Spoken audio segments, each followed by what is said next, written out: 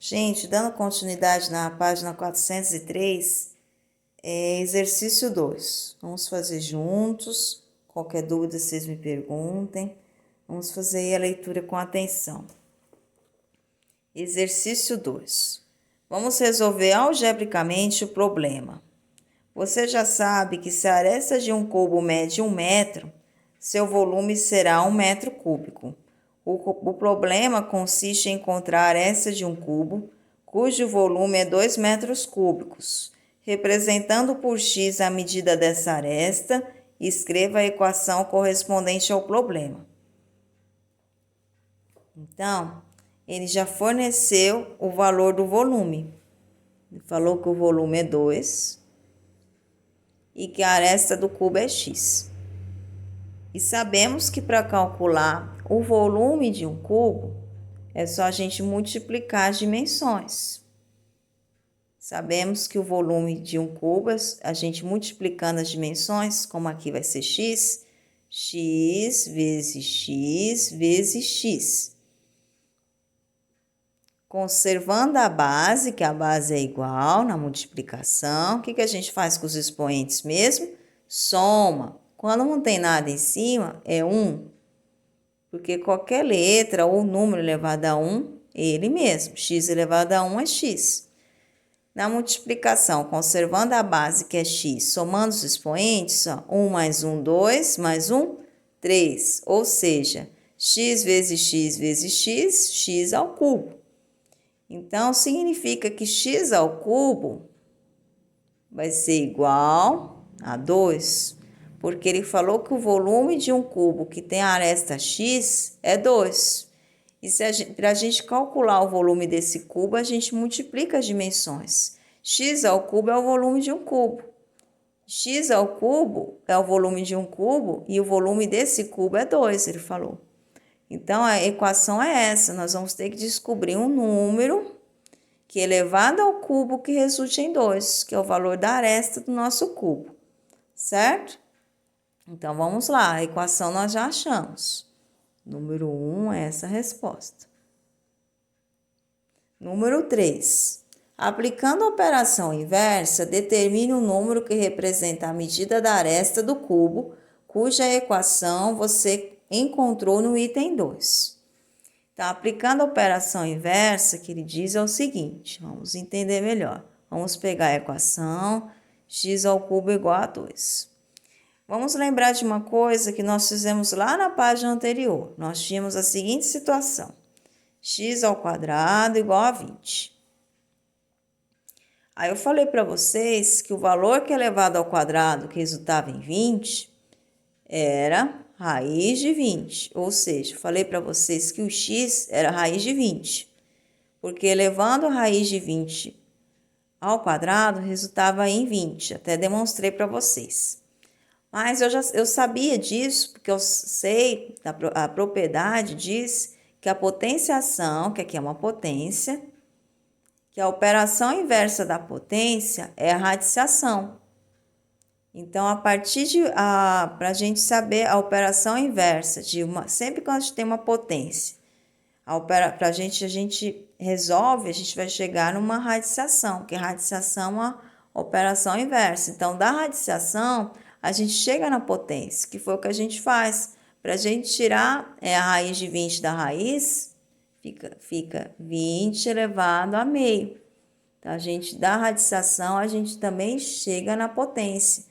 Então, é o seguinte, sabendo que a radiciação, a operação inversa da potenciação é a radiciação, porque no caso aqui o expoente é 2 e o índice da raiz é 2. E dentro do radicando vem o valor que está depois do igual. Aqui nós vamos fazer a mesma coisa. Para a gente descobrir o número que é elevado ao cubo que resulta em 2, vai ser x igual a raiz cúbica de 2. Que o expoente é o índice e o radicando é o valor que vem depois do igual. Daqui a pouco a gente vai fazer a demonstração, a gente vai provar que esse valor aqui elevado ao cubo realmente resulta em 2, que é a raiz cúbica de 2, que é o valor que é elevado ao cubo, que resulta em 2, certo? Então, lembrar que a operação inversa da potência é a radiciação. Dando aí continuidade, fazendo aí o exercício 4. Exercício 4. Esse número é racional? Ele está perguntando se a raiz cúbica de 2 é um número racional. Ele não é um número racional. Ele é um número irracional, pois não tem nenhum número racional elevado ao cubo que seja igual a 2. Então, não tem nenhum número racional que elevado ao cubo seja igual a 2. Então, vamos supor, se fosse assim, se nossa equação fosse x ao cubo igual a 8. Aí, no caso aqui, ia resultar x igual a raiz cúbica de 8. Raiz cúbica de 8 é 2, porque 2 vezes 2 vezes 2, 2 vezes 2, 4 vezes 2, 8. Então, raiz cúbica de 8 é 2. Então, aqui, raiz cúbica de 8 já é um número racional, porque a gente sabe que 2 elevado ao cubo resulta em 8.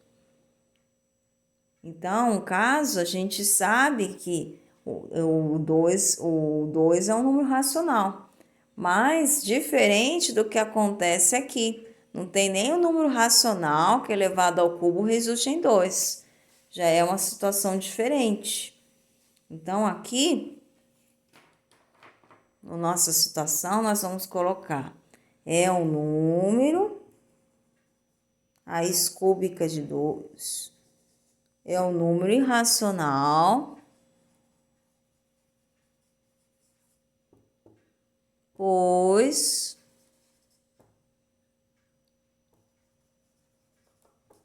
não há nenhum número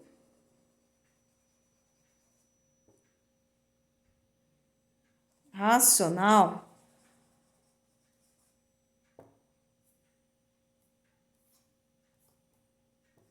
elevado ao cubo que resulte em 2. Certo? Aí agora vamos fazer os outros exercícios aí, os 5 e 6. Vamos descobrir aonde está localizada aí a raiz cúbica. Certo? Qual intervalo e depois descobrir a primeira ordem decimal da raiz cúbica de 2. Isso, a gente vamos fazer tudo isso sem a calculadora, por aproximação. Vamos lá.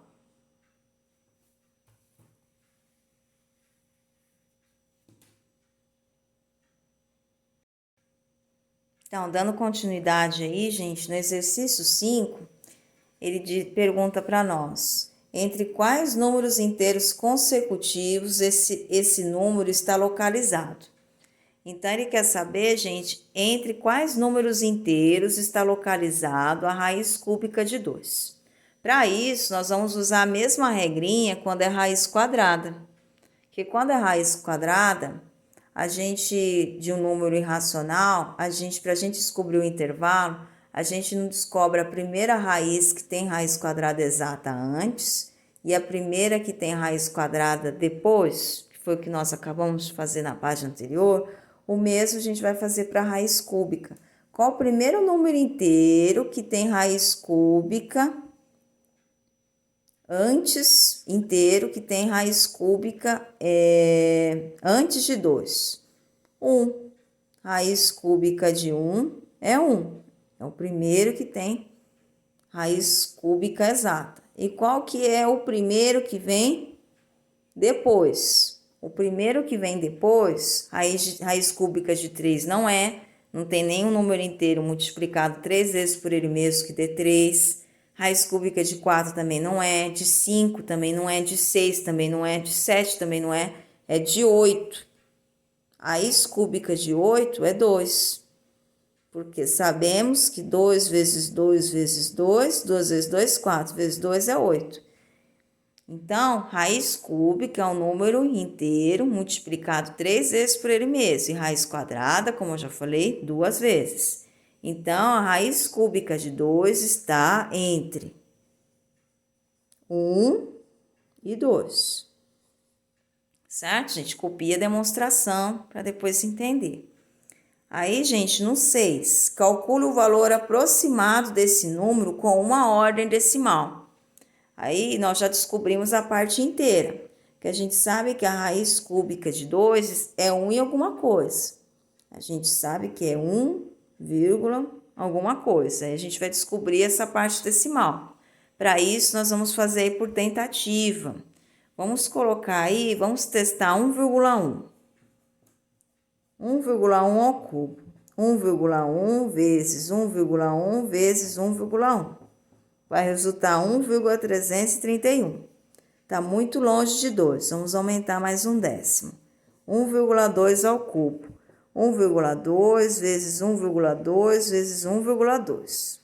Vai resultar 1,728. Vamos aumentar mais um décimo para ver.